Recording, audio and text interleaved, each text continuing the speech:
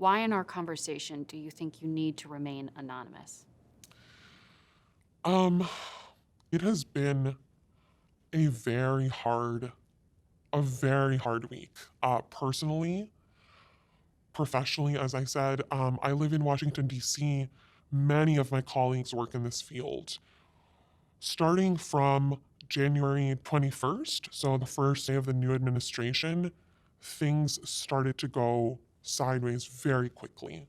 Um, the atmosphere of fear that was in the USAID building, which we're no longer in, the atmosphere of fear in terms of not knowing who was in the building, not knowing what their motivations were, not knowing if our emails or channels were safe, not knowing how to interpret these executive orders, right, around DEIA or administration priorities. All of that created an atmosphere of massive insecurity. And so people have, I think, lost the ability to know what's true from what's not at this point. Everyone is really scared. First, we were scared for our jobs. Then we were scared for the safety of our programs. We really care about this work, right? So I think at this point, I don't have a job to the extent that I know, but I really care about the work that this agency does. So even if I lose my job, I don't want to bring attention to the work that I do and to the work that my colleagues do and put them further in this bullseye. I want to hang on to the hope that we can continue to pick this work back up one day, but I'm not confident right now. And then the other fear that I have is that I don't know if this is true. As I said, the atmosphere is very tense and fearful, but we've heard that Doge members have shown up to homes. The head of our employee relations, Nick Gottlieb, who sent out essentially a dissent letter saying that he would not comply with Doge, was doxxed. And so, I have a daughter, I have a family like most Americans, and I want to be brave. I think it's really important to share our personal stories at this time, but I am afraid, and I just don't want to put them at any more risk than I have to. When you say doxed, there's fear of public sharing of your name and possibly targeting. Absolutely. By who?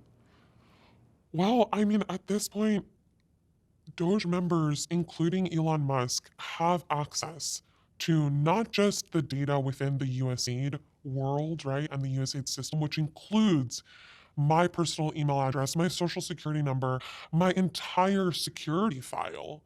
In that security file is every contact I've ever known, every country I've traveled to, every home address I've had.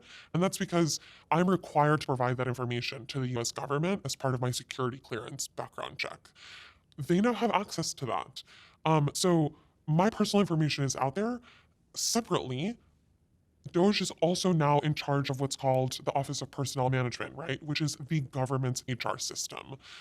They have access to the 2.3 million data sets and email addresses that they have used to send out the deferred resignation letter or the so-called buyout deal that they're trying to get federal workers to take.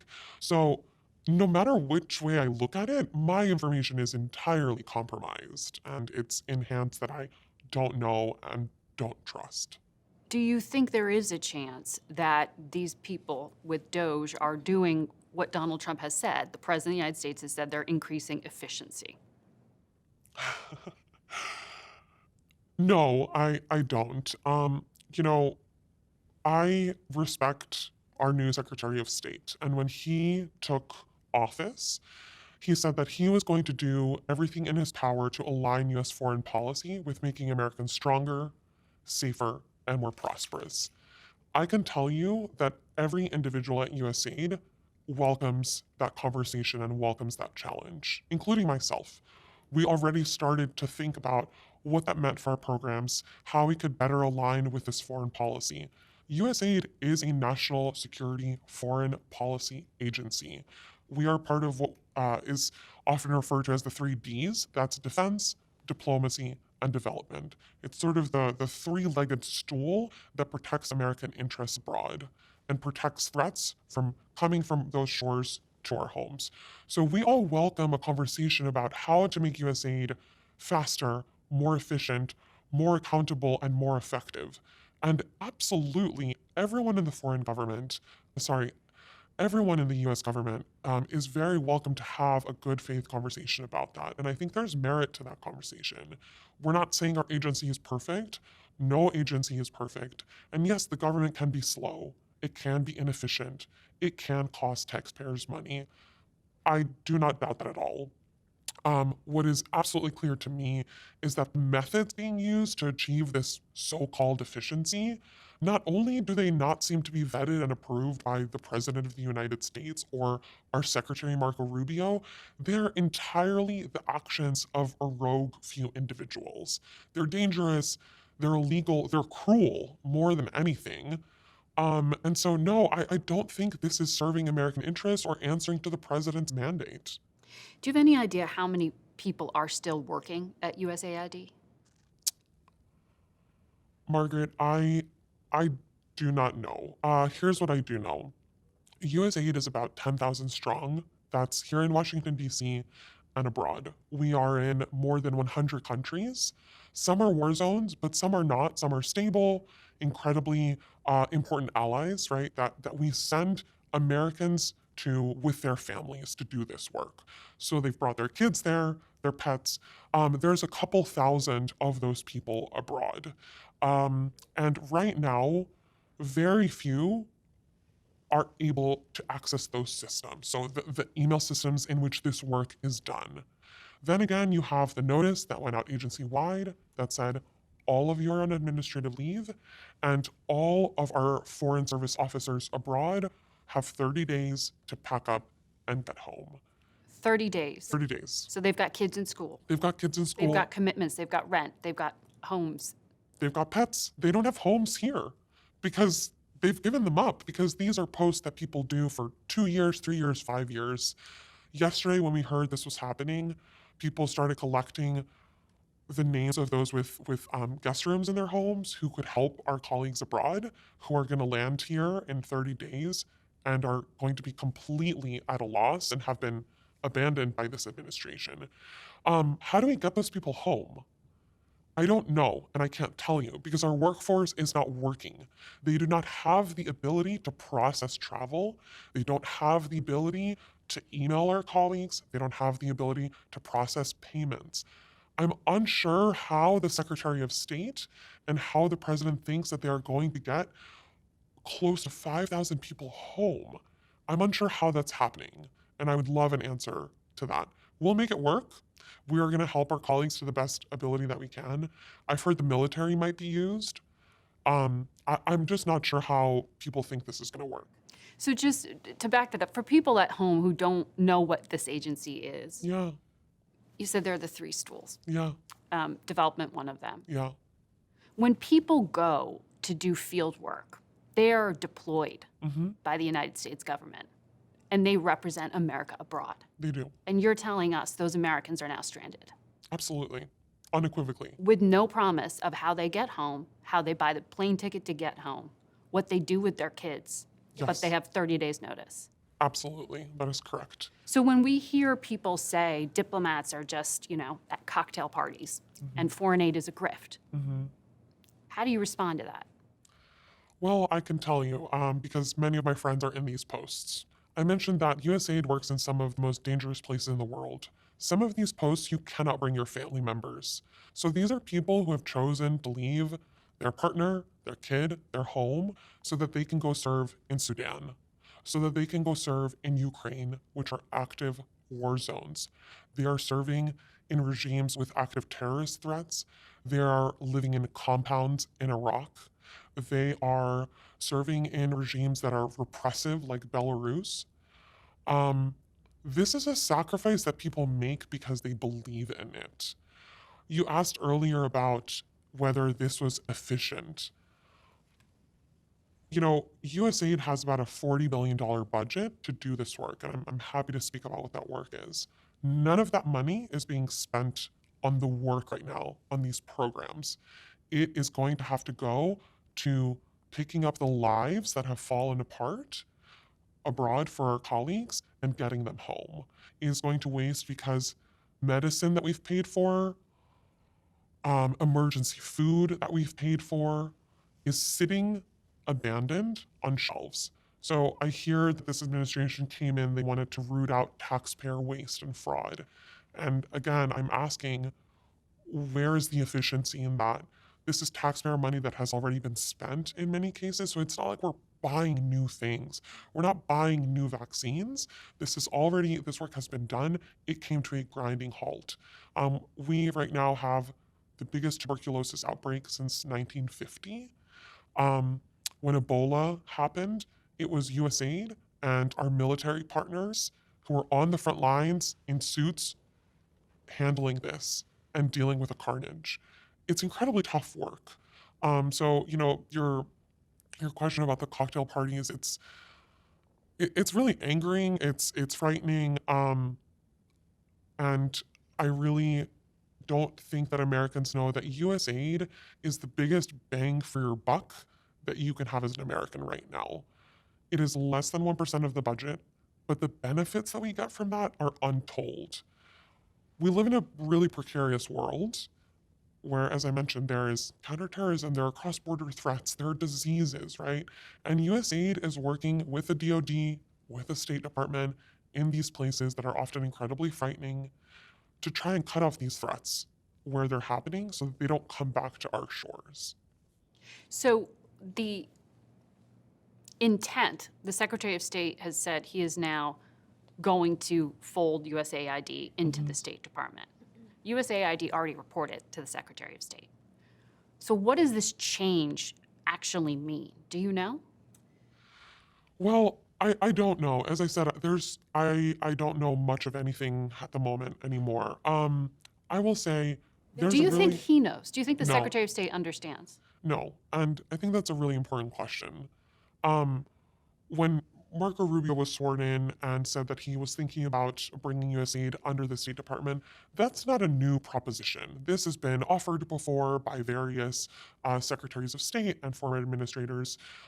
So that's not shocking, right? And there's a valid debate there. I will say we work incredibly close with our partners at the State Department, but we do not do the same work. Department of State does policy, USAID does programming. We have health experts, we have water experts, infectious disease experts, agriculture experts. So that workforce is entirely different and cannot be combined. Having said that, it's very valid to have a conversation about how we can better work together. And we very much believed that Marco Rubio wanted to do that when he came in. He also put forward a process for waivers. So essentially, he asked our agency to put forward ideas for what aid needed to start back up to meet most pressing needs that we have in the world right now. Is that happening?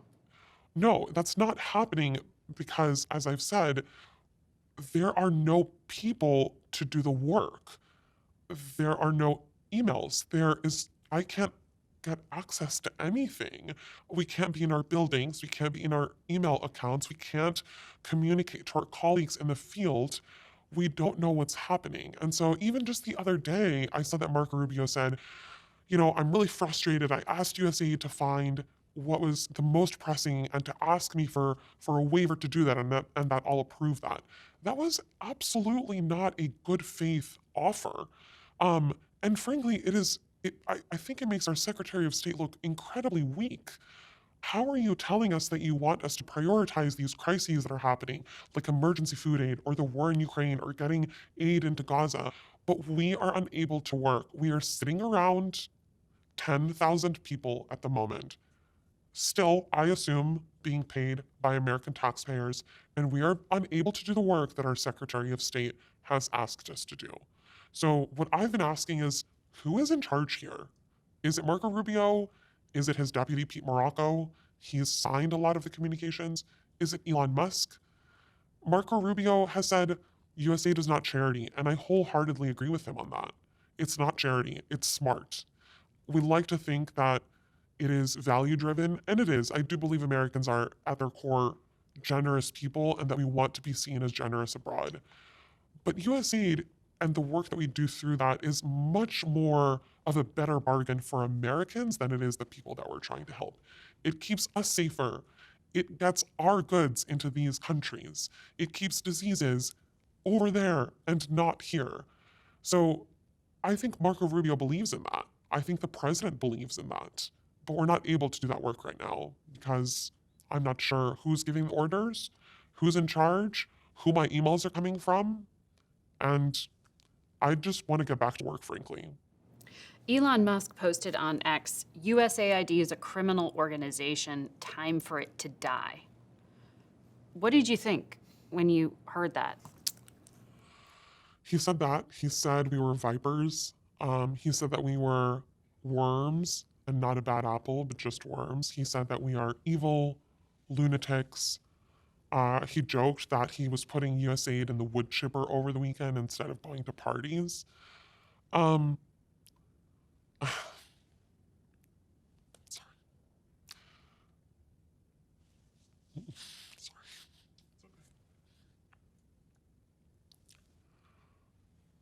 You know,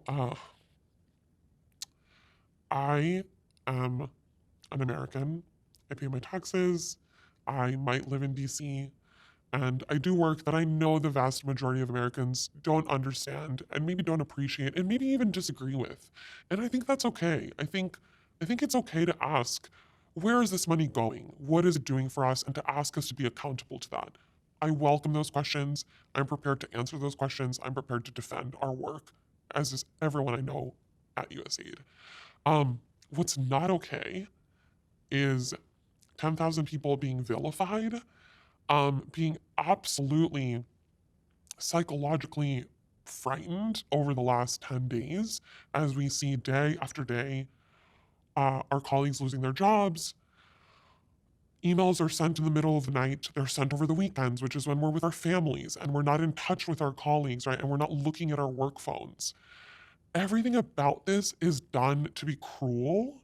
And I will say it's been incredibly effective. Everyone feels pretty downtrodden. It feels awful. It feels like we are abandoned by our government, by our Secretary of State. I've been trying to talk to as many of my family members as I can. I've worked for USAID, I think I mentioned, for over 10 years. So I know this building inside and out. I know so many people who have given their lives to this. And we don't do it because the pay is fantastic. It's not glamorous. If you've ever worked for a US agency, you know that the perks are not great. We're not allowed to, buy each other gifts more than $20 because there are incredibly tight rules about what you can and cannot do in the government. And we are meticulous about those ethics and about being honorable with those rules and about being good stewards of the taxpayers' dollars. And so to have this to be vilified by a billionaire who has decided that he's unilaterally going to take help away from the poorest people in the world, and he's doing it on behalf of the American people, is particularly gross and horrifying. And I am angry, I am sad, I am devastated for my colleagues, for myself, for my family, and for the American people. It's awful, it's cruel, it's gross, and it's wrong. There is this perception that people who work in this space are politically not aligned with the president's politics.